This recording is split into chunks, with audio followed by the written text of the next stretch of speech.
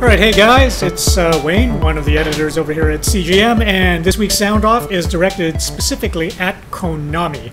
Now, the big news recently is that Silent Hill Origins and Silent Hill Shattered Memories are both going to be coming to the PlayStation Network, specifically the Vita. So I really just have one request for you guys when you're working on these, is that, it's like, for God's sake, don't screw it up.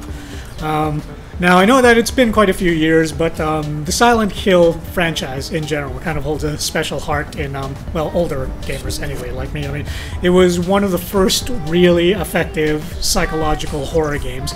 It did something that other games like, Resident Evil and the American horror games weren't doing, which was to go for the creep out factor instead of the gross out factor, which was like a really radical thing at the time, because Resident Evil, they would get your heart pumping by just, it's like having jump scares. It's like dogs jumping out of windows, monsters trying to kill you, that kind of thing.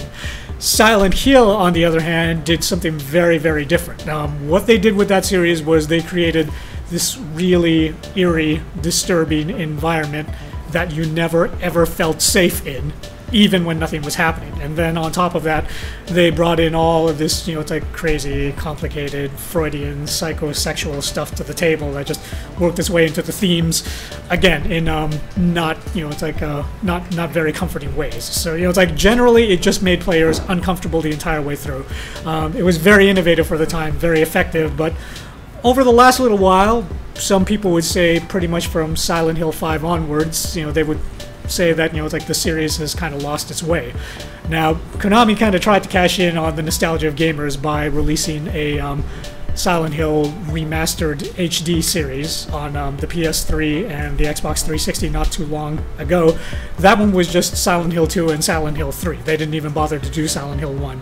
And while it was nice to be able to go back and play those games again in high definition, the port was actually kind of lazy, there were some performance issues, and so in some regards, at least until they patched it, you were almost better off just going back and playing the original versions on the PS2 or the Xbox, or whichever machine you originally had those games for.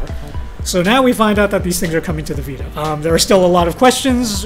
We don't know whether or not they're going to be remastering these or pumping up the graphics or whatever. I think that they probably should if they want to entice people to buy these games again.